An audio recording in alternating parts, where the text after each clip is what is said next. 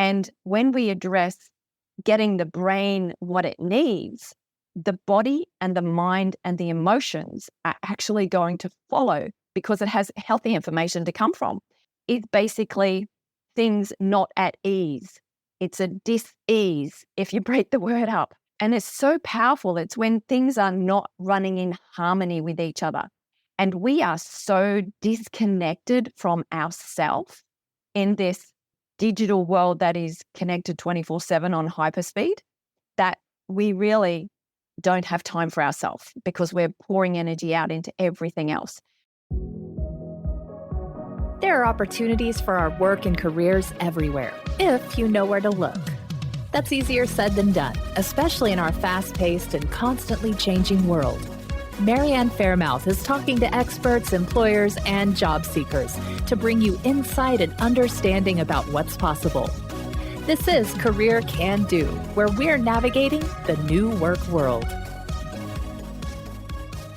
Welcome to the Career Can Do podcast, a top global podcast that is dedicated to helping you navigate the new work world. My name is Marree Fairmouth, and I'll be your host for this episode. And today I am just delighted to have a guest all the way from the Sunshine Coast of Australia.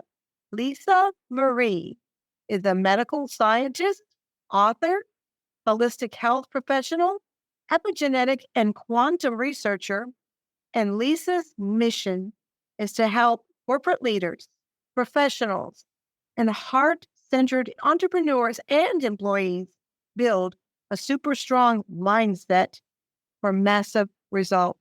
Lisa, without further ado, and after that incredibly long introduction, help me welcome you to Career Can Do. Say hello to everybody. Good morning here from Australia. Thank you so much, Marianne. I am so excited to be here. And thank you for the opportunity to speak to your beautiful community. Well, we are so happy to have you here and have you help so many that are listening to our program today. As we talked about in the Blue Room, the work world, the world in general, has some challenges right now. Things are different post-COVID. And I really was thrilled to have you because as we talked about also in the Blue Room, we don't just look at a resume and look at a job description and slap them together. We look at who is this person? What are you about? What's important to you? And how can we align a job to that? You're very much the same type of professional. So help me understand what led you to holistic health in neuroscience. Yes, that's a really loaded question, but I'm going to give you the very short version.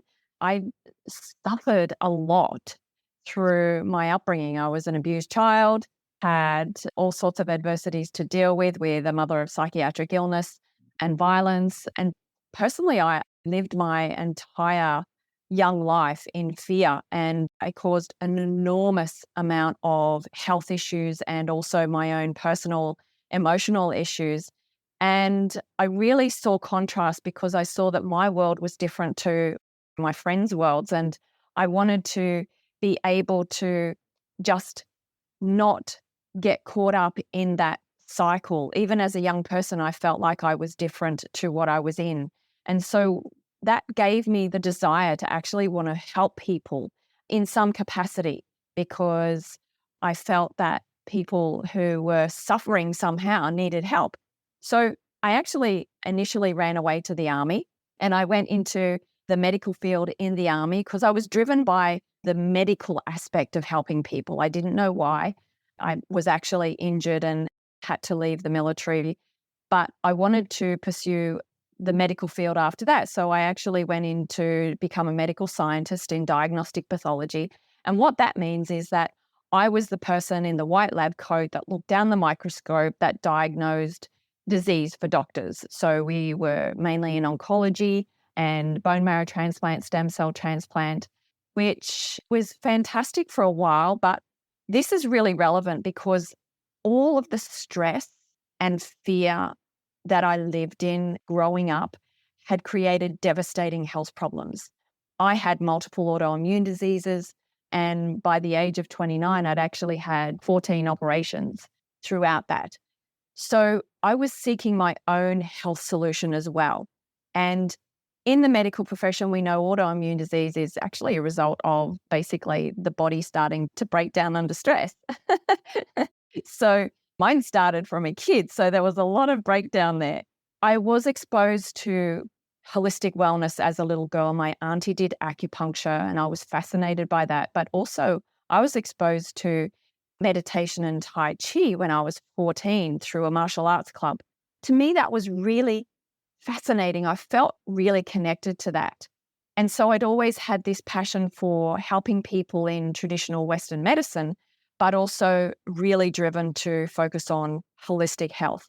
And all of that has actually led to the fact that our mind can really determine whether we are going to be well or unwell because of our constant environmental stress, our thoughts. And so that's sort of a snapshot of how I went from the Western medical profession into holistic health and neuroscience, and being so fascinated by the ability for the brain to change. That is profound what you're talking about. And I agree with you 100%. We read things now, Lisa, all the time about how health and disease are connected to our nervous system. And I think Yes. with all of us, especially post-COVID, with all the changes, with all the people losing jobs, with all the companies shutting down. Now, we've had a nice resilience and things seem to be moving forward, and that's all great. But I do think that there's a connection between our brain health and mental health. And all these stresses can certainly have an adverse effect. So, talk to us a little bit about that connection between brain health and mental health. Years ago, my dad, God bless him, he was from Malta. And I remember I would say, "Oh, I'm so sick, I can't go to work." He'd say, "It's all in your head. It's all in your head. Go sit out in the sun." Well, now they change the sun and vitamin D. But I think he was profound, all right? I think a lot Yes. of it is in our head. I think a lot of it, disease and what we think, our brains are connected. Is that what we're talking about? Or do you think there's something to that?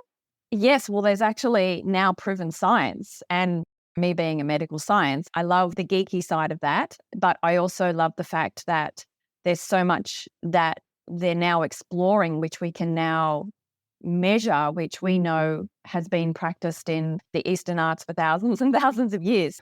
The brain is a supercomputer. It is far more powerful than that device in your pocket. However, we've got it all wrong. We're relying on the device, not our brain. Our brain's capacity is like there's several billion neurons in there, so several billion opportunities of connection. But it actually regulates, it's the central nervous system. It's the mother computer of operating every single cell, every tissue, every system, every hormone, everything in our body. And it is affected by what we put in it or what we don't put in it. There is so much talk about mental health and mental illness, but what we really should be focusing on is brain health. And when we address getting the brain what it needs, the body and the mind and the emotions are actually going to follow because it has healthy information to come from. It's basically things not at ease. It's a dis-ease if you break the word up. And it's so powerful. It's when things are not running in harmony with each other. And we are so disconnected from ourselves in this digital world that is connected 24/7 on hyperspeed that we really don't have time for ourselves because we're pouring energy out into everything else. So brain health is what we need to focus on if we want mental health. There's no two ways about it. Dr. Daniel Amen is one of the great brain doctors now in our modern world. And he is definitely an advocate for speaking about brain health and all of the solutions orientated around that. But they're the common pillars of our health, our nutrition, our sleep, movement of the body, positive mindset. I'm not talking about rah-rah positive stuff. I'm talking about how we can actually slow down to actually feel joy and in the present moment, which we don't do. So I know we're going to expand onto that part a little bit later, but bringing that harmony back to our body so our brain is actually connected to our body, because right now it's not, will literally change your brain, change life. It's as simple as that. I think it's profound. I do. And my sweet grandparents lived next door, and my grandmother was all about being in her garden and the gardening. But she was also very strong in her religious practices. And I think prayer, and in some ways they say meditation is a form of prayer, those kinds of things. And I mean, my grandfather was 96 when he died. My grandmother was almost, I don't know, in her 90s, almost 90. Wow. Those things, when I look back now, Lisa, the way they practiced their lives might have had some bearing on the longevity of their lives. Yes. When we talk about mindfulness now, practices like meditation, yoga, Tai Chi, those kinds of things are to get us to become a little bit more mindful, slow down a little bit, and like you say, be more in alignment with a positive flow as opposed to go, go, go. I mean, I go all the time. I'm always, moving and grooving and doing this or that or the other. Now, I love what I do and I love helping people, and it gives me a sense of joy. But the mindfulness practices that we're referring to here are also things that are going to help us become more healthy and live a longer life. Yes, totally. I'd actually like to just bring what was really profound in my life over 20 years ago. As I mentioned to you in our prior conversation, is that I was so blessed to be mentored by Mr. Jim Rohn. For the people who don't know him, because he's now passed on, he's actually the mentor for Tony Robbins. And most people know that name in the world. And Jim's philosophy was really about self-leadership and taking responsibility for your life. That's a great place to start, is not trying to rely on other people to fix our lack of joy and fulfillment. We really need to dig deep in that. But within my teachings, I also had a mentor by the name of Mr. George Knight, who was mentored by Paul J. Meyer. He was actually the founder of Success Motivation Institute back in the 60s.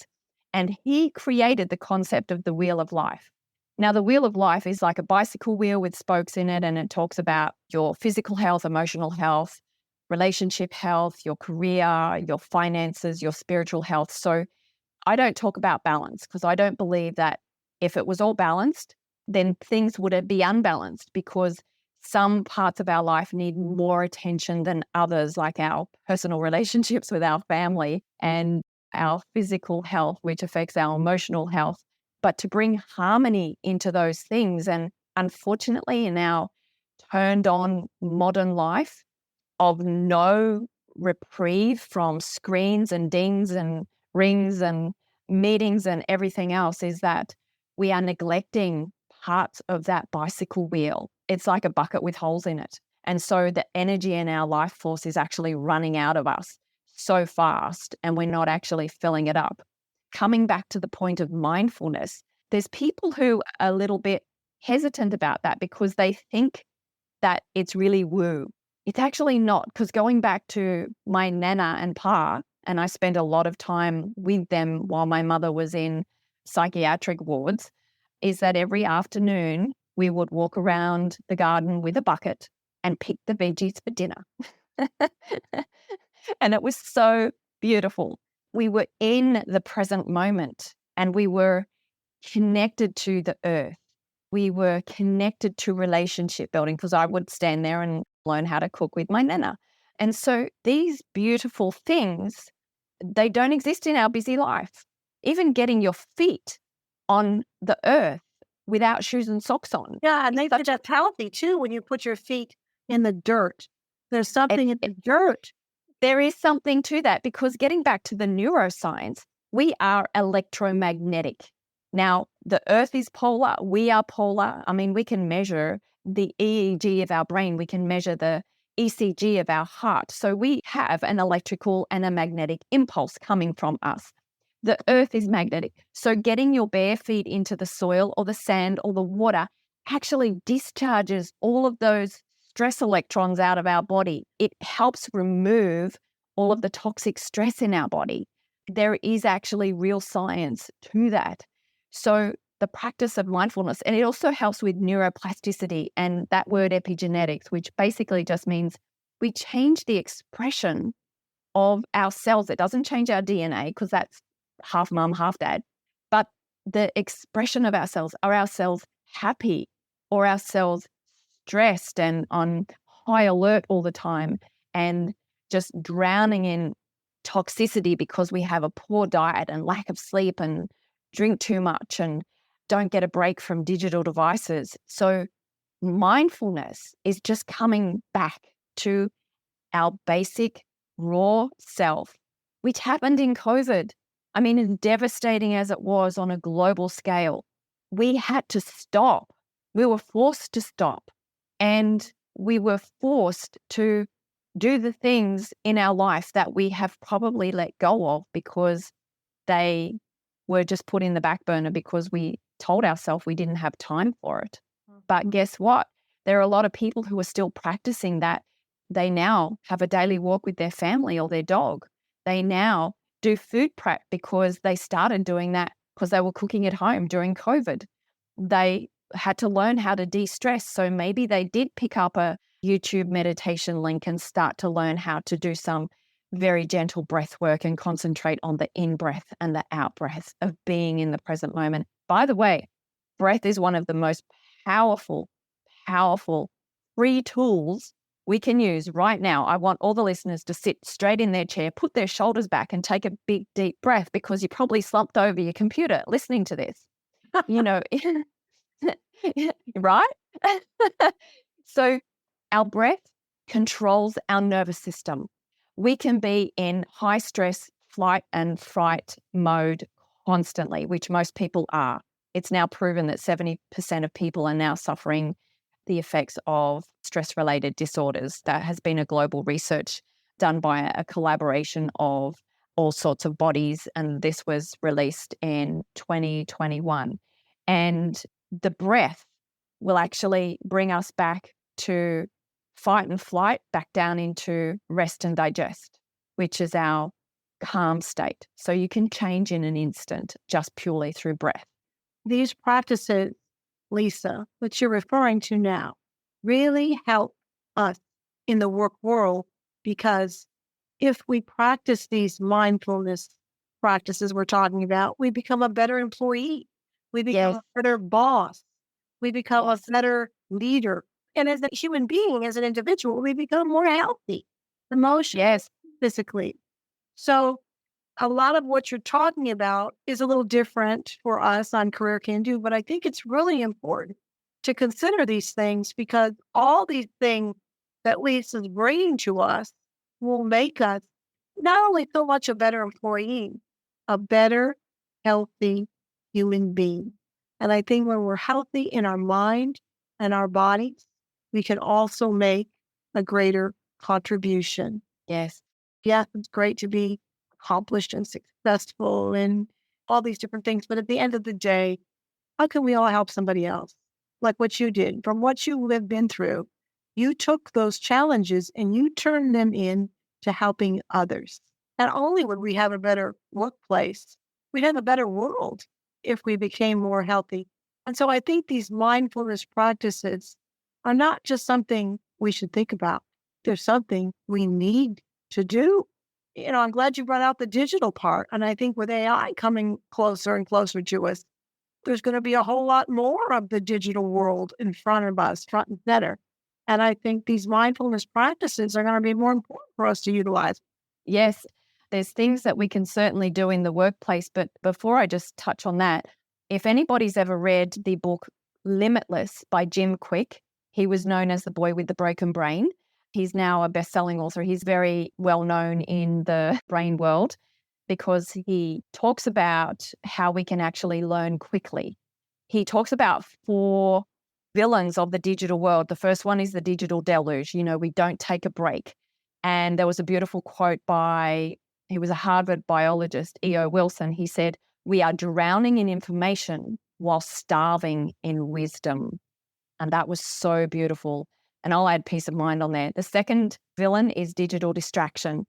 We're no longer having deep relationships, deep learning, deep work. We get distracted from what matters. Digital dementia. Our brain is a muscle. We need to use it. Okay.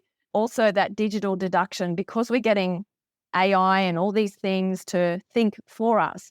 We're losing confidence in our own ability to think, is my thought correct? Is this good to put forward? So coming into the workplace, even mindful eating in the workplace of making sure that there's no rubbish in the break room, having fresh fruits or some healthy options in there, fostering mindful communication to improve understanding and collaboration, of not being judgy or clicky and, you know, what can go on in the workplace. Having a calming atmosphere, if there's somewhere where you can make a quiet space in the workplace, I think is a beautiful thing. Even if there's a few people that get together, that once a week on a Friday afternoon, you decide to have a 5-minute get together where you just practice some nice, there's beautiful music in the background. We're doing 5 minutes of breath work together, of just relaxation, in breath, out breath. And that's relationship building as well. Having digital detoxes at work, making sure that you turn off all the notifications. And I really think fostering a culture of gratitude and positivity in the workplace is so important, because we really don't hold on to what we're grateful for at the moment. We just think of everything that we're lacking. I'm so glad you mentioned that, because I just talked to a gal today that one of my clients is going to meet her for lunch. And I said, the first thing you want to say to him, you want to show your gratitude. You want to appreciate the opportunity that he left his office to come out here to have lunch with you. I think Yeah. gratitude, sometimes we forget about that. We're hustle and bustle and everything else. And I think at the end of the day, you have to say, thank you, appreciate this opportunity. Well, I just think the world of you. And I think everything you're saying is so profound and so necessary. Darling. This is a new kind of a podcast for Career Can Do, but I think it's really an important one, because all these things right now are really upon us. And I Yes. think the more we can practice mindfulness, the more successful and happy and healthy we're going to become. So we're getting near the end here of the podcast, Lisa. You've given our listeners so much information, and a lot of all this information and how to contact Lisa will be on my website as well. But if we had to leave our listeners with 2 salient points to really maximize their success and happiness in the new work world, what would those 2 points be? Well, I think the first one is to really have some quiet time with yourself and ask, what is really important in my life? And how do I start moving towards that if I'm not on that path now? Where do I want to see my life in 5 years' time with my level of healthfulness and relationships and my career opportunities, because I'm taking care of myself now? This is really important. I always like to have a vision of the future. I think that's so important.